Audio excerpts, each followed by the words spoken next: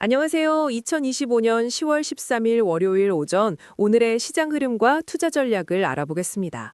지난주 금요일 글로벌 시장은 미중 무역 갈등 재점화 우려로 큰 폭의 하락을 경험했는데요. 하지만 주말 사이 트럼프 미국 대통령의 유화적인 발언과 중국의 유연한 대응으로 단기적인 안도감이 형성되고 있습니다.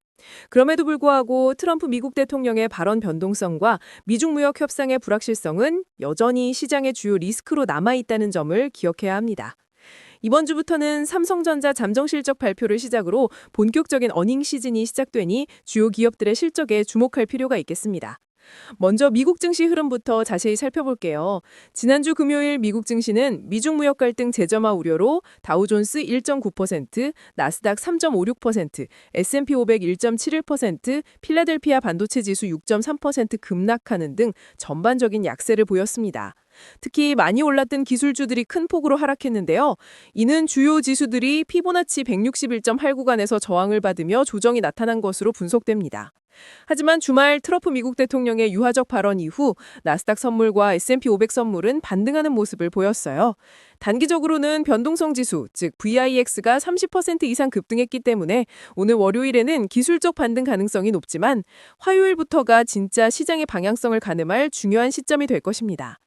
거시지표로는 미국 10년물 국채금리가 4.073%로 하락했고 유가는 폭락, 금은 상승하며 안전자산 선호가 뚜렷했습니다. 미국 영내 포장고가 0에 수렴하는 것은 시장 유동성 감소와 경기 침체 가능성을 시사하니 주시해야겠습니다. 섹터별로는 필수 소비재와 유틸리티 섹터만이 상승하며 방어적인 모습을 보였고요. 중국 연계 및 레버리지 비율이 높은 테크주는 크게 하락했습니다. 개별 종목으로는 다음 주 실적 발표를 앞둔 넷플릭스의 매수세가 유입되며 선방한 반면 대규모 내부자 매도가 있었던 코이브와 미중 갈등에 취약한 알리바바 등 중국 ADR 기업들은 매도를 고려해야 한다는 분석입니다. 엔비디아, AMD, 테슬라 등 주요 기술주들은 중요한 지지선을 시행하는 단계에 있습니다. 단기적으로는 주 초반 기술적 반등이 예상되지만 추세 자체는 약세로 전환되고 있다고 보는 것이 합리적입니다. S&P 500 지수 6,200선 수준까지 하락 가능성을 열어두고 보수적으로 접근하는 것이 좋겠습니다. 이제 한국 증시로 넘어와 보겠습니다. 지난주 금요일 한국 증시는 상승분을 대부분 반납했고 미 증시 급락의 충격파가 오늘 예상됩니다. 하지만 야간 선물 기준 예상보다 약세폭이 크지 않을 것으로 전망되는데요. 마이너스 2% 언저리에서 시작해서 오후장 매수세 유입으로 양봉 마감할 가능성도 제기됩니다. 코스닥은 조정 시 이전 저점 아래로 하락할 가능성이 있으며 830선 아래로 강하게 하락할 경우 신용물령 반대 매도에 의한 추가 하락에 주의해야 합니다. 골드만삭스는 한국 시장에 대해 긍정적인 전망을 유지하며 개혁 테마와 실적 성장을 바탕으로 밸류에이션 할인 축소를 전망했어요. 4분기 주식시장의 긍정적인 계절성까지 기대된다고 합니다.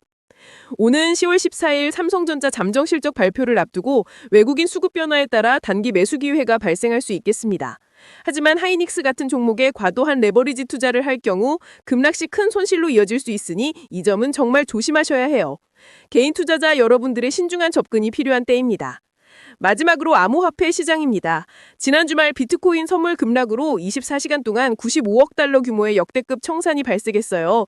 하지만 트럼프 미국 대통령의 유화적 발언 이후 주요 암호화폐가 빠르게 반등했습니다. 대규모 청산의 주요 원인은 과도한 레버리지 사용으로 지적되고 있으며 규제 부족과 높은 변동성은 여전히 큰 리스크입니다. 밈코인처럼 유틸리티가 부족한 자산은 매도를 고려하고 레버리지는 절대 사용하지 않는 극도로 보수적인 접근이 권고됩니다. 투자 전략을 정리하자면 현재 시장은 단기 기술적 반등이 예상되지만 높은 변동성 속에서 추세는 약세로 전환될 가능성이 높습니다. 높은 변동성이 예상되는 시기인 만큼 현금 비중을 충분히 유지하고 명확한 손절 라인을 설정하는 것이 중요합니다. 필수 소비재, 유틸리티 섹터는 방어적인 투자 매력이 있고 삼성전자는 단기 매수 기회를 줄 수 있습니다. 한국 증시의 장기 성장주 헬스케어와 시클리컬 업종은 중장기적으로 유망해 보입니다. 미중 무역 갈등의 불확실성과 과도한 레버리지 투자의 위험성, 그리고 경기 침체 신호는 반드시 주의해야 할 리스크 요소입니다. 오늘 말씀드린 내용은 AI가 작성한 것으로 투자 추천이 아니며 참고용이라는 점 다시 한번 강조드려요. 오늘도 현명한 투자하시길 바라면서 구독과 좋아요도 잊지 마세요. 감사합니다.